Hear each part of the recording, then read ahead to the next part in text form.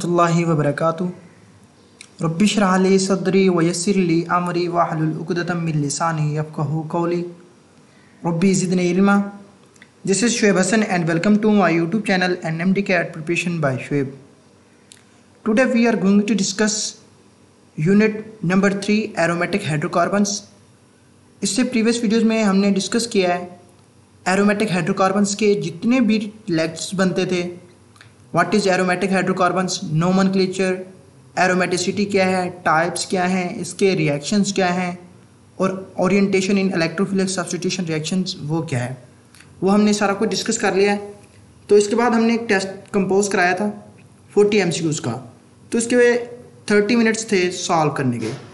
तो आज हम उसकी डिस्कशन सॉल्व करने जा रहे हैं। Discussion test number 3 aromatic hydrocarbons made by Shoaib Hasan, NMD CAT preparation by Shoaib. Question number 1 है the carbon carbon length in benzene ring is, कि बेंजीन रिंग में जो कार्बन कार्बन की जो लेंथ होती है वो कितनी होती है। Option alpha is 1.454 angstrom, option beta is 1.34 angstrom, option Charlie is 1.397 angstrom and option delta is 1.09 angstrom. तो हमने ड्यूरिंग लेक्चर इसको कम्प्लीटली वजाहत के साथ बताया था कि बेंजीन रिंग में जो कार्बन कार्बन लेंथ होती है वो इंटरमीडिएट होती है अल्केन और अल्कीन्स के। अल्केन की जो कार्बन कार्बन लेंथ होती है वो होती है 1.54 एंगस्ट्रॉम और जो अल्कीन की होती है वो होती है 1.34 एंगस्ट्रॉम। तो ड्यूरिंग लेक्चर हमने बताया था कि बेंजीन की जो होती है कार्बन कार्बन लेंथ वो अल्केन और अल्कीन के इंटरमीडिएट होती है, मीन्स एक वो होगी 1.397 एंगस्ट्रॉम।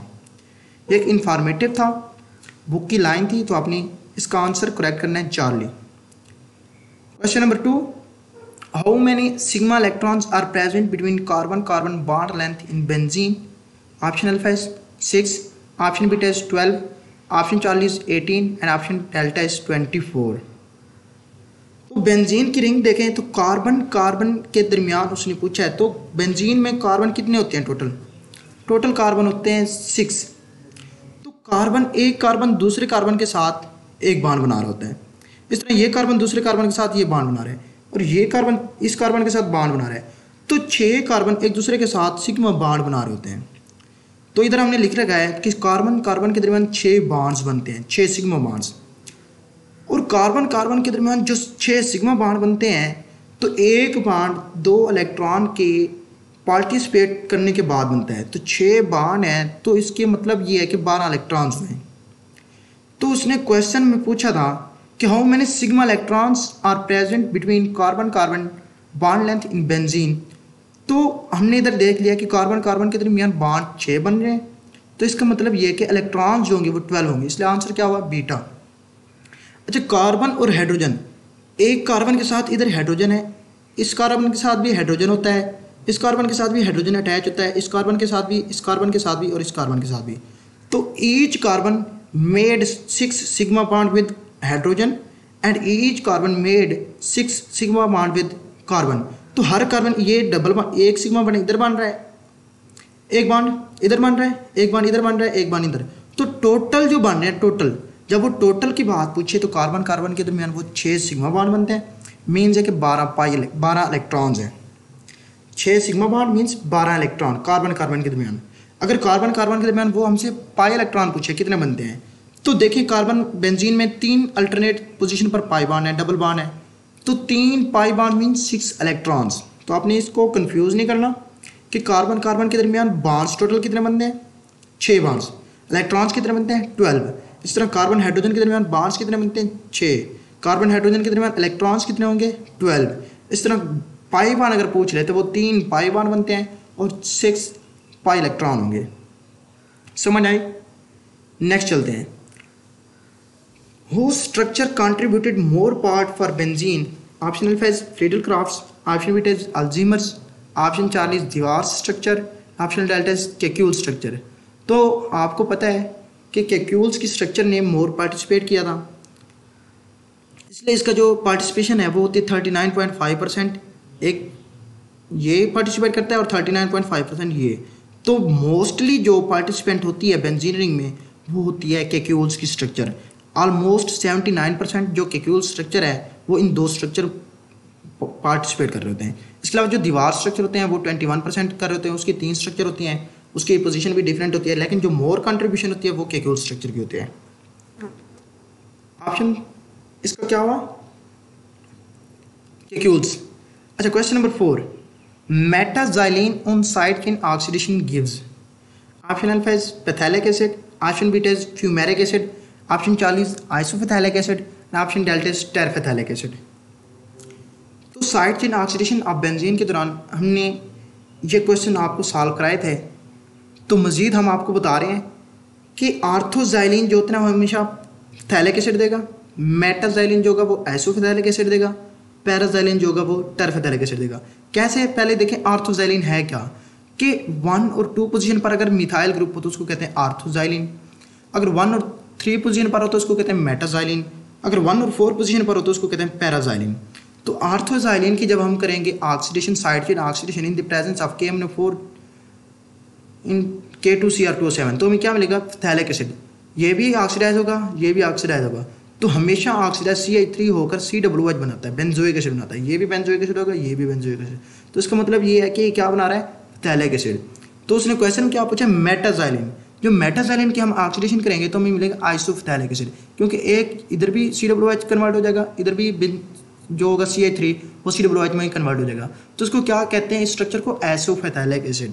और अगर वो आपसे पूछे पैराजाइलिन क्या देता है तो आपने कहना टेरफेथैलिक एसिड। मेटाजाइलिन जो उसको क्वेश्चन था तो इसका आंसर क्या हुआ? Isophthalic acid. आपने याद रखना है ये वाला। नेक्स्ट देखते हैं question number 5, which of following is used as electrophile during sulphonation of benzene. कि सल्फोनेशन ऑफ बेंजीन के दौरान कौन सा रिएजेंट है जो एक्ट एज इलेक्ट्रोफाइल करता है? Option alpha is SO2, option beta is SO3, option 40 HSO4 negative and option delta is R positive.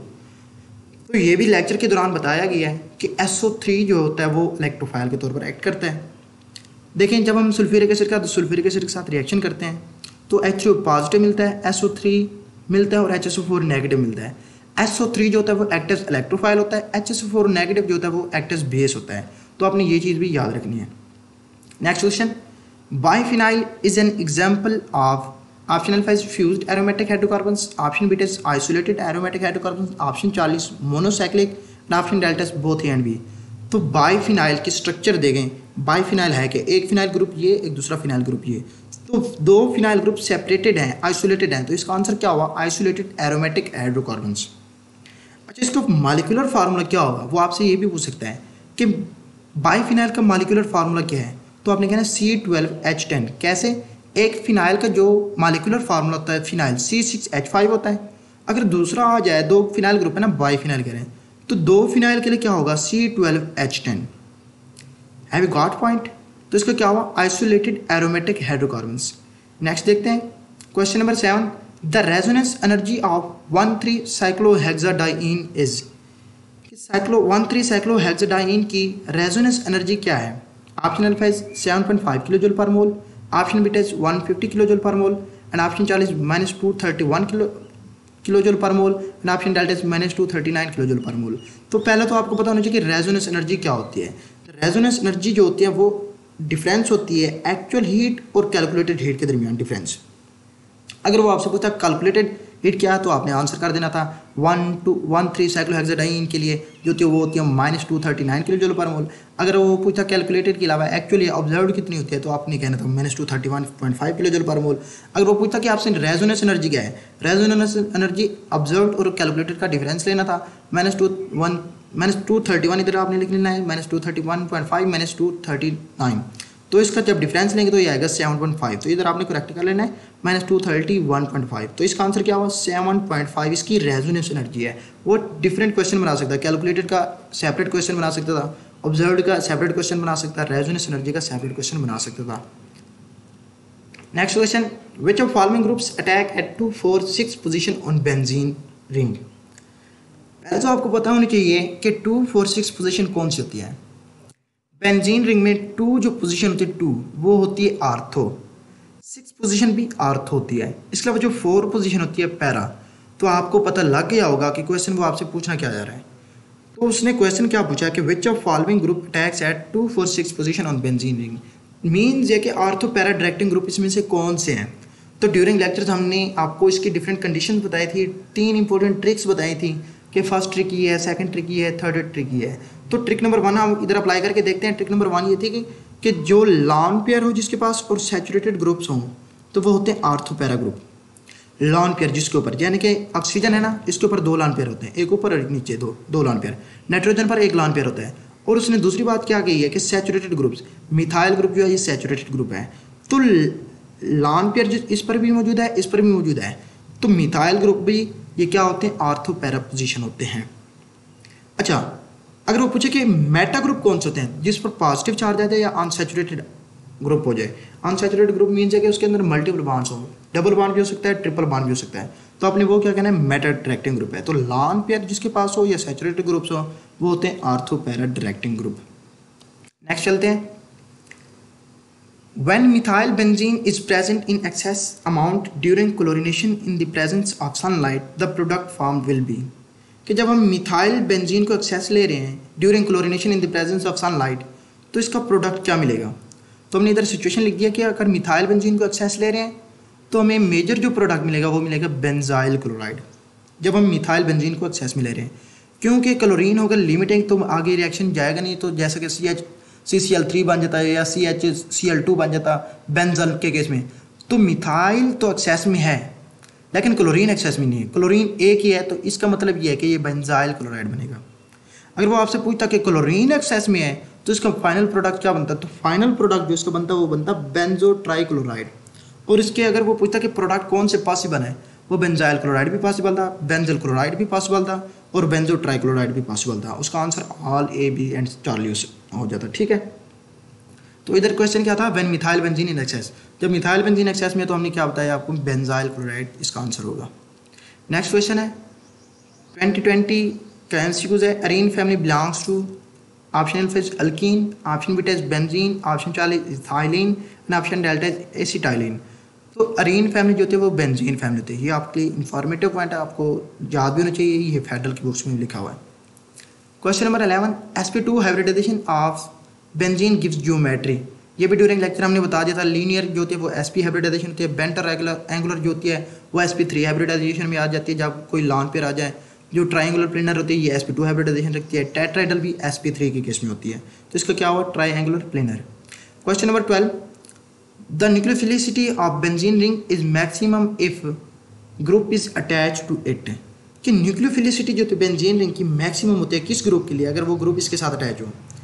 तो आपको हमने बताया था ड्यूरिंग लेक्चर्स कि आर्थो पैरा पोजीशन जो होते हैं अगर वो अटैच हो तो न्यूक्लियोफिलिसिटी जो बेंजीन रिंग की होती है वो मैक्सिमम होती है। तो इसमें देखें आर्थो पैरा ग्रुप है कौन से, देखें ये COR, ये क्या है, कीटोनिक ग्रुप है। तो COR क्या है, मेटा ग्रुप है, क्योंकि इसमें डबल बॉन्ड आ जाएगा। C डबल बॉन्ड O लिखते हैं ना इसको, तो जिसमें डबल बॉन्ड आ जाए वो मेटा ग्रुप होता है। तो COR ये क्या है, मेटा ग्रुप। ये C�N होगा साइनाइड, ये भी मेटा ग्रुप होगा। और ये मिथाइल और क्लोरीन ये भी आपको याद होने चाहिए कि क्लोरीन भी आर्थो पैरा है और CH3 भी आर्थो पैरा है, लेकिन आपने इन दोनों को मिक्सअप नहीं करना। ये जो फ्लोरीन है, क्लोरीन है, ब्रोमीन है, आयोडीन है तो ये आर्थो पैरा, लेकिन ये डीएक्टिवेट कर देते हैं बेंजीन रिंग की वजह से, बेंजीन रिंग को, जिसकी वजह से इनकी न्यूक्लियोफिलिसिटी जो वो करैक्टर होता है वो मैक्सिमम नहीं हो सकता। तो इसलिए इसका आंसर क्या होगा, CH3 मिथाइल ग्रुप।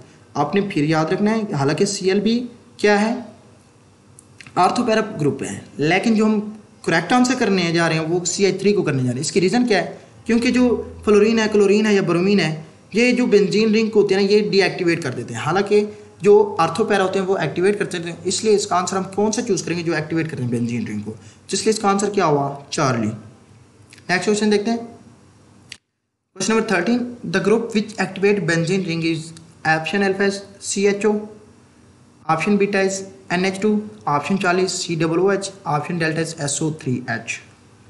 फिर हमने वही बात की कि बेंजीन रिंग को एक्टिवेट कौन से करते हैं, आर्थो पैरा ग्रुप करते हैं। तो इसमें देखें आर्थो पैरा क्या कौन सा है, तो हमने एक ट्रिक बताई थी कि आर्थो पैरा वो होंगे जो इसका पहला मेंबर होगा, जैसे कि नाइट्रोजन है, इस पर अगर लॉन पेयर आ जाए तो वो होगा आर्थो पैरा। तो इसमें देखें आर्थो पैरा कौन सा हुआ, फिर NH2, तो आंसर क्या हुआ, beta. Question number 14, a polycyclic aromatic hydrocarbons with carbon 14 atom is, कि जिसमें एक कोई पॉलीसाइक्लिक एरोमेटिक हाइड्रोकार्बन है जिसके अंदर कार्बन की 14 तादाद हो, तो वो कौन सा होता है? Option alpha naphthalene, option beta is biphenyl, option 40 diphenyl propane, option delta is phenanthrene. Naphthalene में जो होता है ना वो 2 बेंजीन रिंग आपस में फ्यूज्ड होती हैं। जो फिनेंथ्रीन होता है इसमें 3 बेंजीन रिंग फ्यूज्ड होती हैं, जो एक बेंजीन होती है वो आर्थ पोजीशन पर ऊपर चली जाती है।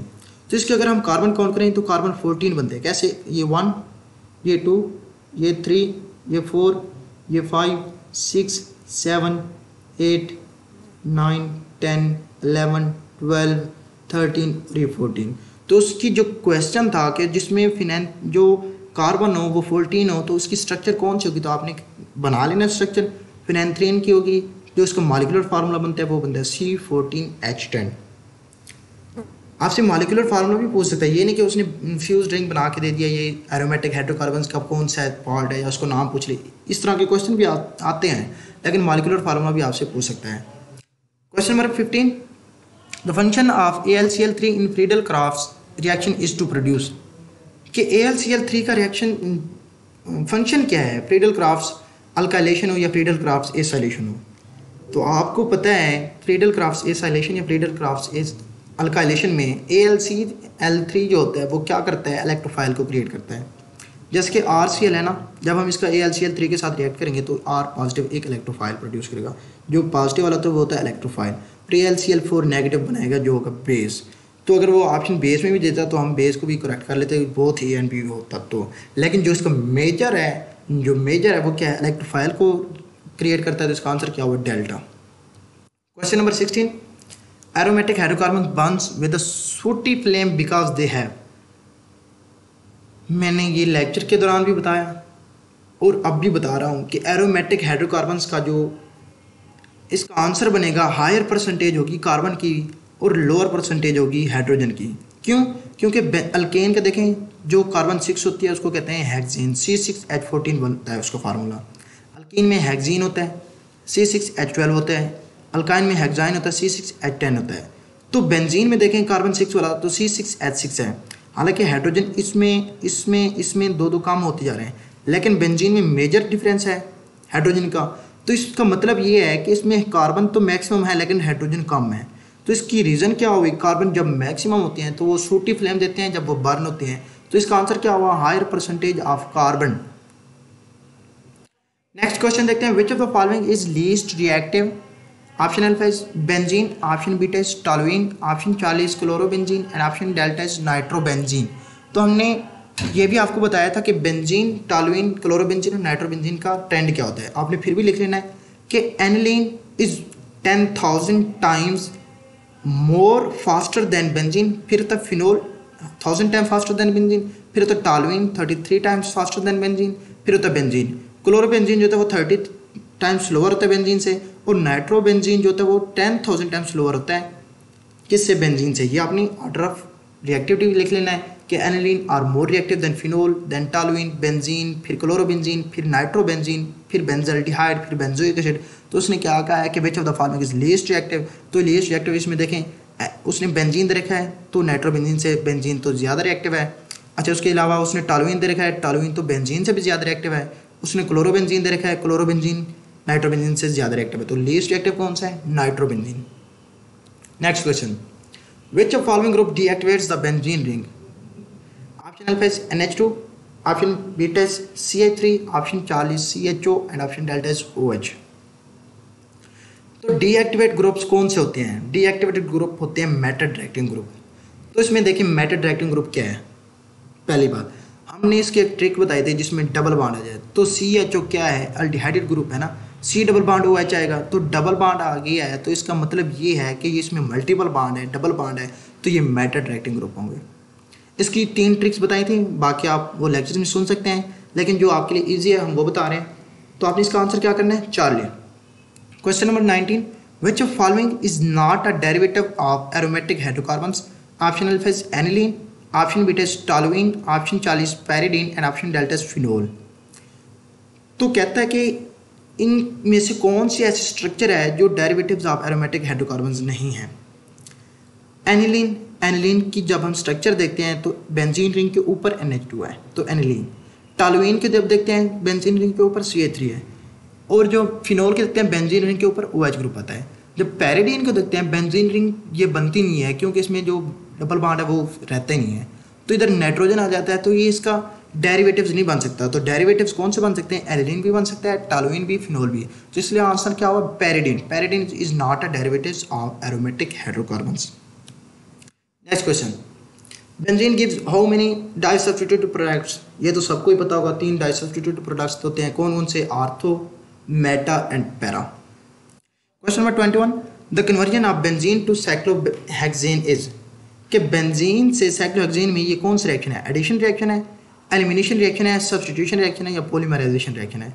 तो बेंजीन में जब हम 3 मॉलिक्यूल हाइड्रोजन के ऐड करते हैं तो हमें देता है साइक्लोहेक्सेन। तो ये एडिशन है, तो इसका क्या मतलब हुआ? ये एडिशन रिएक्शन होंगे, ठीक है, ये एडिशन रिएक्शन है। Next question, which compound is more reactive one? Option alpha is ethyne, option beta is ethene, option 40 benzene and option delta is ethane. तो अपनी एक ऑर्डर याद रखना है, alkene are more reactive than benzene and then alkane. ये trend होता है, तो उसने मोर रिएक्टिव पूछा है तो आपने क्या लगाना है? अल्कीन। अल्कीन इसमें कौन सा है? इथीन है। Question number 23, which of the following are 3-5 position groups when second group is induced in them? कि इनमें से कौन से ऐसे ग्रुप हैं जो 3 और 5 पोजीशन पर अटैक करते हैं?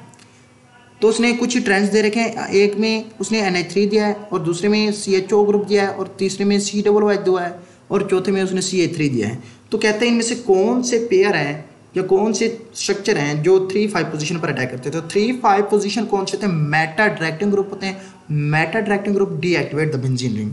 तो देखें, उसने ऑप्शन अल्फा दिया 1 and 4, उसने ऑप्शन बीटा दिया 2 and 3, ऑप्शन 40 दिया 1, 2 and 4 एंड ऑप्शन डेल्टा दिया उसने 2, 3 and 4। तो मेटा डायरेक्टिंग ग्रुप की मैंने एक सिंपल सी पहचान दी है कि जिसमें डबल बॉन्ड आ जाता है। तो इसमें देखें डबल बॉन्ड है COOH, C double bond O H और C double O bond O OH। इसको हम इस तरह भी लिख सकते हैं। तो 2 और 3 जो होते हैं इसमें डबल बॉन्ड है, तो ये क्या हुआ? 3-5 पोजीशन पर अटैक कर सकते हैं, ये है मेटा डायरेक्टिंग ग्रुप। और NH3 में नाइट्रोजन पर एक लॉन पेयर है, तो इसका क्या मतलब है? ये आर्थो पैरा हुआ है। और CH3 मिथाइल जो है ये हमने ऑलरेडी बता रखा है ये कौन सा होता है? Ortho para. तो इसलिए आंसर इसका क्या हुआ? Beta 2 and 3। Next question, exercise का important question, benzene can not undergo, ये तो सबको ही पता है, elimination reaction. Question number 25, x-ray studies of benzene structure gives us information about except? कि एक्सरे स्ट्रक्चर जो थे बेंजीन की उसने हमें सारा कुछ इंफॉर्मेशन दी। बुक की लाइन है, सिवाय किसके? Bond length of carbon carbon और कार्बन हाइड्रोजन का एक्सरे स्ट्रक्चर ने बताया था। बॉन्ड एंगल्स भी उसने 120 को बताया था और उसने ये भी बताया था कि कार्बन और हाइड्रोजन दो एक ही सेम प्लेन में होते हैं। लेकिन उसने ये नहीं बताया था कि sp2 हाइब्रिडाइजेशन रखते हैं। ये तो मॉडर्न कंसेप्ट ने बताया था, हाइब्रिडाइजेशन अप्रोच के मुताबिक हम इसको क्लासीफाई करते हैं, लेकिन एक्सरे स्ट्रक्चर ये नहीं बताया था। इसका आंसर क्या हुआ? Alpha. Question number 26, benzene is made up of option alpha 12 bonds 3 pi 9 sigma, option beta 12 bonds 6 pi 6 sigma, option 40 15 bonds 3 pi 12 sigma, option delta 16 bonds 4 pi 12 sigma. तो बेंजीन रिंग में जब हम modern concept of benzene discuss कर रहे थे, उधर हमने detail के साथ डिस्कस किया था कि सिग्मा बॉन्ड्स कितने हैं कार्बन कार्बन के दरमियान, कार्बन हाइड्रोजन के दरमियान सिग्मा बॉन्ड कितने हैं और सिग्मा इलेक्ट्रॉन्स कितने हैं, पाई बॉन्ड्स कितने हैं, पाई इलेक्ट्रॉन्स कितने हैं, इनकी रेशियो क्या है, इनके टोटल इलेक्ट्रॉन्स कितने बनते हैं, इनके टोटल बॉन्ड्स कितने बनते हैं, वो हमने सारा डिस्कस किया था। लेकिन हम आते हैं क्वेश्चन पर कि benzene is made up of, ये होते हैं 15 बॉन्ड्स। कार्बन कार्बन के दरमियान 6 सिग्मा बॉन्ड होते हैं, कार्बन हाइड्रोजन के दरमियान भी 6 सिग्मा बॉन्ड होते हैं। तो 6 और 6 12 बॉन्ड हो गए और 3 होते हैं पाई बॉन्ड, क्योंकि इसमें अल्टरनेट पोजीशन पर डबल बॉन्ड होते हैं। तो इसका मतलब ये है कि 3 पाई और 12 सिग्मा, तो ये टोटल बॉन्ड्स कितने हुए? 15। Next question, the conversion of n hexane into benzene ring by heating in the presence of platinum is called as? ये होता है एरोमेटाइजेशन। ये एक्सरसाइज का MCQs है और हमने लेक्चर्स के दौरान भी आपको बता दिया था। Next question, the extraordinary stability of benzene is due to? Option alpha is 3 double bonds, option beta is ring structure, option 40 presence of sigma bond and option delta is delocalization of pi electron. तो ये जो extra ordinary stability होती है benzene ring की, ये book की line भी है। ये लेक्चर्स के दौरान हमने इसको वजाहत के साथ एक्सप्लेन कर दिया था कि डीलोकलाइजेशन ऑफ पाई इलेक्ट्रॉन्स की वजह से बेंजीन जो है वो एक्स्ट्रा ऑर्डिनरी स्टेबल है। Next question, which of the following is the formula of trinitrotoluene means के TNT? इसका फार्मूला क्या है? Option alpha C6H5NO2CH3, option beta C6H5NO2 thrice CH3, option 40 C6H5NO2 thrice C2H5, option delta C6H5NO2 thrice C3H7। तो जब हम ट्राइनाइट्रोटोलुइन का formula बनाते हैं तो इधर देखें ये C6H5 होगी, इसके अलावा NO2 ग्रुप कितने 1 2 और 3, तो NO2 3 और मिथाइल ग्रुप 1 है। तो आपको पता लग जाना चाहिए जब उसने कहा ट्राइनाइट्रो, देखें नाइट्रो इसमें 3 कौन से हैं, तो इसमें देखें ये इधर भी 3 है और इधर भी 3 है। तो जो मेन आपकी जो क्वेश्चन बनता था कि उसने टॉलुइन पूछा है, टॉलुइन में तो मिथाइल ग्रुप होता है, इथाइल ग्रुप नहीं होता, तो इसलिए आंसर आप इसका क्या कर सकते थे beta. Next question, which of the following is aromatic hydrocarbons, किस में से कौन सा जो एरोमेटिक हाइड्रोकार्बन्स है। Option alpha is toluene, option beta is phenol, option 40 aniline and option delta is chlorobenzene. हालांकि सारे हैं एरोमेटिक हाइड्रोकार्बन्स, लेकिन इसमें द बेस्ट ऑप्शन कौन सा होगा, इसमें होगा टॉलुइन, क्योंकि एरोमेटिक हाइड्रोकार्बन्स वो होते हैं जो कार्बन और हाइड्रोजन पर कंटेनिंग हो। तो टॉलुइन में बेंजीन रिंग के ऊपर कार्बन और हाइड्रोजन है, तो इसका आंसर क्या होगा टॉलुइन। अगर फिनोल की बात करें बेंजीन रिंग के ऊपर OH आ जाता है, लेकिन है एरोमेटिक वो भी, लेकिन वो डेरिवेटिव्स हैं। जब उसने पूछा कि एरोमेटिक हाइड्रोकार्बन क्या है कौन सा है, तो इसका बेस्ट आंसर क्या होगा टॉलुइन। अच्छा, एनिलीन बेंजीन रिंग के ऊपर NH2 आ जाए और क्लोरोबेंजीन बेंजीन रिंग के ऊपर क्लोरीन आ जाए, तो इसलिए इसका आंसर क्या हुआ विच इज एरोमेटिक हाइड्रोकार्बन, तो इसका आंसर क्या है टॉलुइन, क्योंकि एरोमेटिक हाइड्रोकार्बन वो होते हैं जो कार्बन और हाइड्रोजन पर कंटेनिंग हो, तो इसलिए आंसर हम टॉलुइन करेंगे। Question number 31, which of the following compound has resonance structure. Option alpha is C6H12, option beta C6H6, option 40 C6H14, option delta is all of these. तो रेजोनेंस स्ट्रक्चर बेंजीन रिंग के होते हैं, ये आपको बताया गया है, तो इसका आंसर क्या हुआ beta. Question number 32, benzene can be extracted by vegetable oils, coal tar, animal fat. तो ये बुक की लाइन है, बोथ एंड भी वेजिटेबल ऑयल्स भी और कोल टार से भी एक्सट्रैक्टेड हो सकता है benzene. Question number 33, during the nitration of benzene which is the active nitrating agent, कि जब हम नाइट्रेशन बेंजीन की कर रहे होते हैं, electrophilic substitution reactions of benzene में हमने डिस्कस किया था कि जब हम नाइट्रेशन करते हैं तो जो एक्टिव नाइट्रेटिंग एजेंट होता है वो होता है NO2 पॉजिटिव, ये ऑलरेडी हमारा डिस्कस है पड़ा। Question number 34, benzene is least active than ethene due to, कि बेंजीन लीस्ट एक्टिव इथीन से क्यों है, इथीन मोर रिएक्टिव है, फिर बेंजीन होगा, फिर इथेन हो गया। अच्छा देखें, इथीन से लीस्ट रिएक्टिव इसलिए है क्योंकि इसके अंदर बेंजीन रिंग के अंदर कॉन्जुगेशन होती है और जो इथीन होता है इसके अंदर कॉन्जुगेशन नहीं होती, तो इसका आंसर क्या है delta, due to conjugation in benzene ring. Question number 35, which rule is generally used to find aromaticity. Option alpha is Grignard reagent, option beta is Friedel Craft, option 40 Kekule structure and option delta is Huckel's rule. तो आपको इसका एक proper lecture भी दिया गया है, दूसरा lecture था I think so what is aromaticity, जिसमें हमने कॉन्जुगेट बॉन्ड्स की डिफरेंट कंडीशन बताई थी। हमने तो सिर्फ ये डिस्कस किया कि ट्रिपल बॉन्ड जो होते हैं अल्टरनेट पोजीशन पर डबल बॉन्ड सिंगल बॉन्ड हो वो होता है कॉन्जुगेट बॉन्ड्स, लेकिन हमने डिफरेंट कंडीशन भी बताई थी कि double bond single bond positive sign आ जाए तो वो भी कॉन्जुगेट होता है, double bond single bond negative आ जाए वो भी कॉन्जुगेट बॉन्ड्स होता है, double bond single bond lone pair आ जाए वो भी कॉन्जुगेट होता है। इसकी हमने एग्जांपल भी बताई थी। और एरोमेटिसिटी के लिए हमने कौन सा रूल अप्लाई किया था, हक्कल्स रूल। हक्कल्स रूल क्या होता है, ये पाई इलेक्ट्रॉन्स को फाइंड करने के लिए लगाया जाता है 4n+2 pi electron.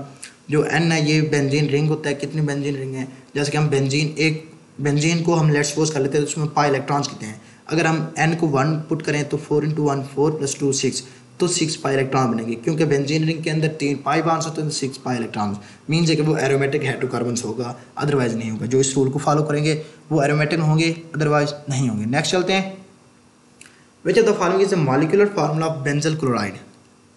Benzyl chloride का फार्मूला कौन सा है। ऑप्शन अल्फा ये बेंजाइल क्लोराइड का है, ऑप्शन बीटा जो है बेंजल क्लोराइड का है, और ऑप्शन 40 जो है ये ट्राई वाला है। तो इसका आंसर क्या हुआ बीटा।